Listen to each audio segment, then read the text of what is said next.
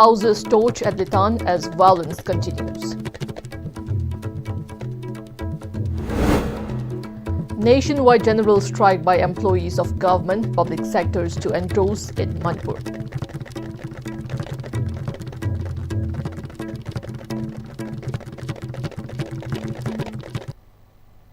Hello, you're watching Pm-Istv English News. I'm Jay Shainam, giving you the news in detail. Two houses torch as violence continues at Litan in Ukhrul district. Around 7 a.m. today morning, unknown miscreants carried out arson attack at two houses at Litan. The irate villagers have condemned the silence of the security forces and have demanded withdrawal of the security forces from the region. On the other hand, additional security forces have been deployed to prevent further unwanted incident at Litan.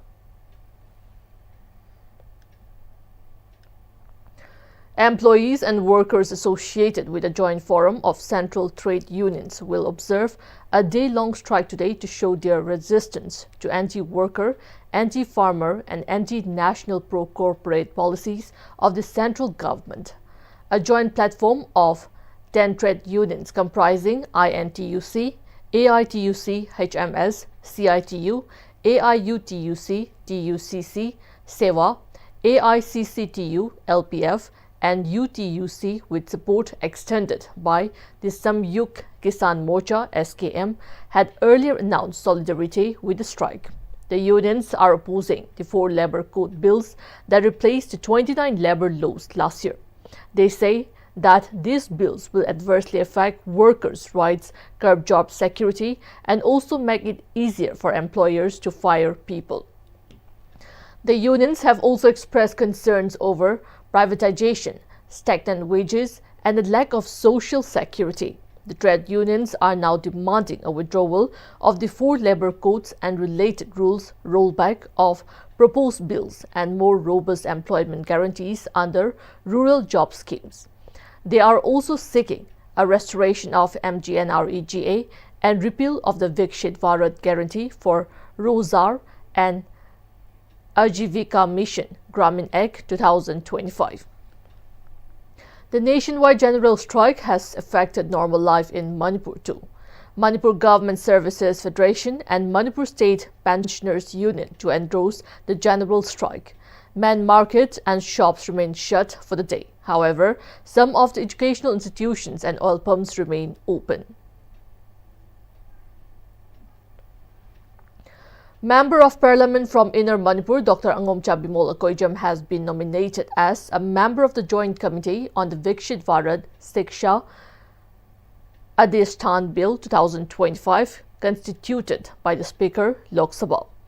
It was reported that the committee will examine the bill and submit its report to Parliament. MP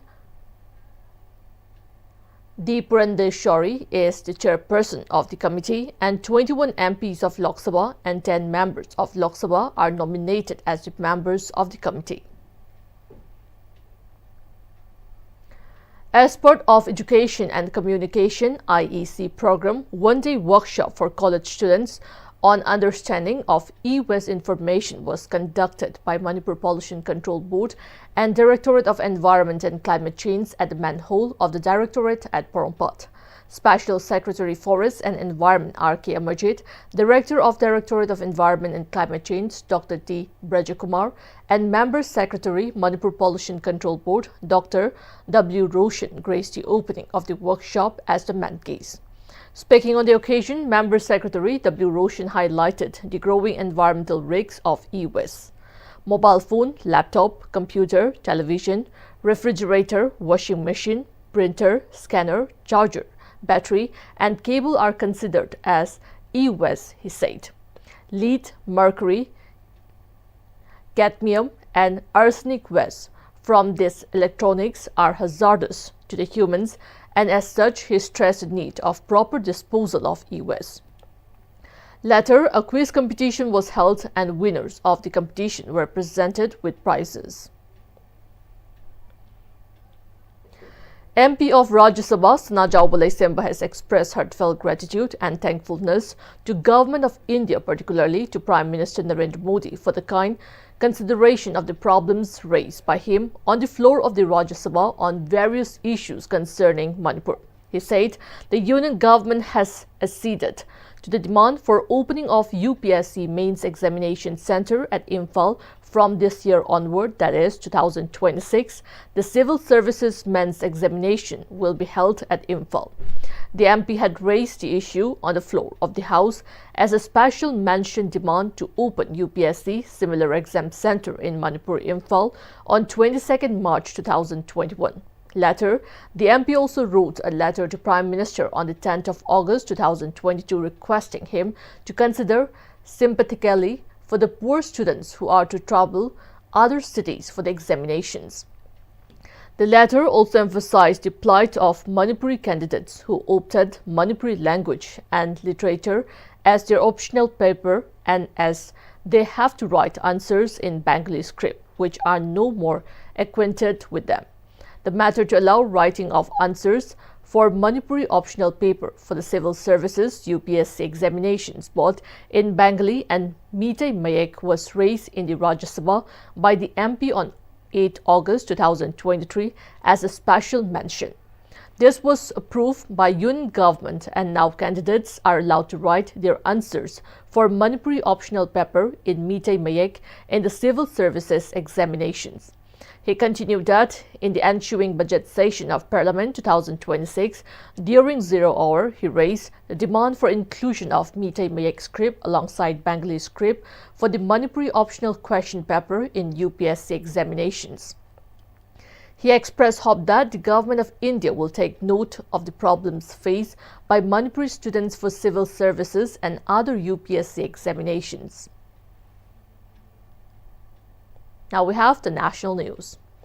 The Central Board of Secondary Education CBSE will implement on-screen marking OSM for the evaluation of Class 12 answer books from this year. However, evaluation of Class 10 answer books will continue in physical mode as before.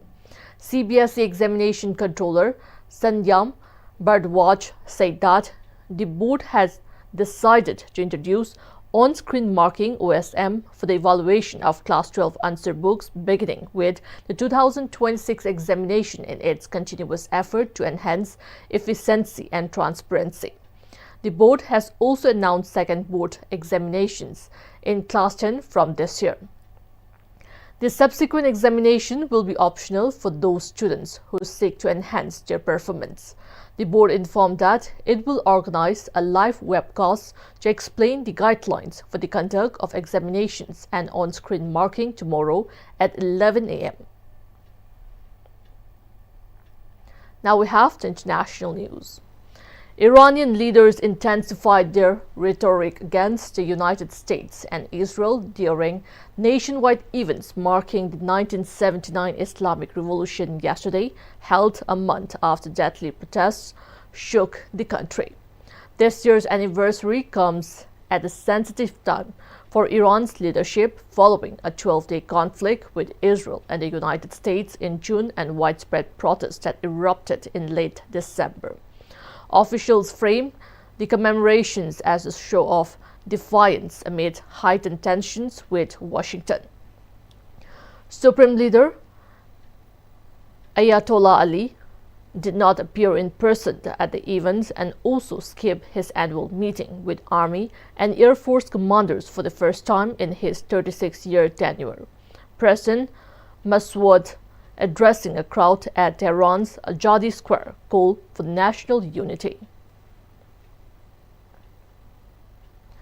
In Thailand, a 17-year-old stole a gun from police and opened fire at a public high school in Southern, briefly taking people hostage in a 2-hour attack that killed one person and injured 2 others. Police also injured the assailant in a gun battle in Songkhla province before taking him into custody to end the standoff. The attack took place yesterday shortly after classes were dismissed. The school's director died in a hospital today after being severely injured in the attack.